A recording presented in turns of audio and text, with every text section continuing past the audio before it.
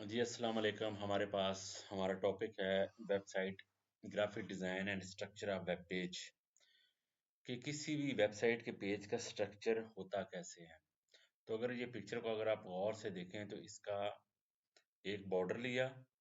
Border के अंदर तीन पार्ट्स हमने लिए हैं। टॉप पे ये वाला सेक्शन है, इसको हम हेडर कहते हैं। सेंटर में एरिया, इसको कंटेंट एरिया कहते हैं। फुटर में एरिया को हम फुटर एरिया कहते हैं। ठीक है। और इसका जो टॉप एरिया ना, नॉर्मली यहाँ पे लोगो और मेन्यूज आते हैं। फुटर में भी आप यहाँ पे लोगो अपने बारे में कुछ डिफाइन कर दें, सोशल मीडिया के लिंक्स आ जाएं और टॉप वाले मेन्यू को नीचे रिपीट कर दें। ऐसे 3 से 4 सेक्शन नॉर्मली वेबसाइट के फुटर एरिया में होते हैं। ठीक है। तो जो बॉर्डर एरिया होता है ना मेन जो पेज का, उसको कहते हैं रैपर या कंटेनर। टॉप वाले हिस्से को हम हेडर कहते हैं, सेंटर वाले हिस्से को कंटेंट एरिया, और जो सबसे एंड वाला पार्ट होता है उसको हम क्या कहते हैं, फुटर। और ये सब सेक्शन सेक्शन जो है ना, ये along X axis and Y axis इनकी कोई हाइट और विड्थ होगी।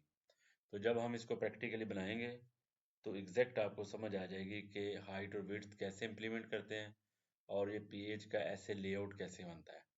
ओके।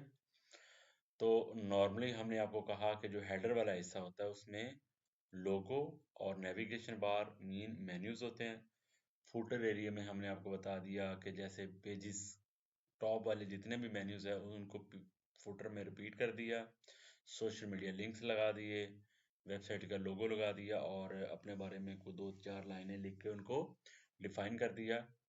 तो 3 से 4 सेक्शन नॉर्मली हम फुटर में बताते होते हैं। और सबसे मेन पार्ट जो होता है वेबसाइट का वो होता है उसका कंटेंट एरिया, इसको हम बॉडी ऑफ द पेज भी कहते हैं। ठीक है। अगर इसमें जिस टाइप की वेबसाइट होगी ना उस टाइप का कंटेंट आएगा।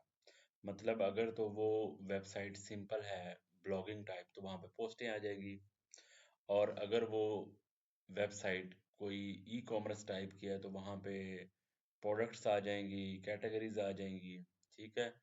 और अगर वो वेबसाइट किसी कंपनी में है, कंपनी की है, तो टॉप पे नॉर्मली नॉर्मली वेबसाइट में स्लाइडर तो हर किसी में होता है होम पेज के ऊपर। उसके बाद कंपनी के बारे में इंफॉर्मेशन, उसकी सर्विसेज। ठीक है।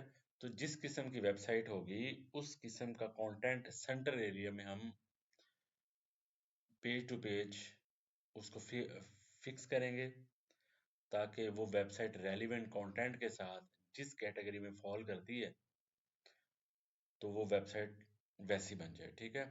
तो वेबसाइट का पेज का जो स्ट्रक्चर है ना उसको आपने क्या माइंड में रखना है अपने, कि एवरी पेज का एक बॉर्डर होगा और बॉर्डर का टॉप एरिया हेडर होगा, एंड वाला हिस्सा फुटर होगा और सेंटर वाला हिस्सा कंटेंट एरिया को लाएगा, कंटेंट एरिया या बॉडी ऑफ द पेज। ठीक है।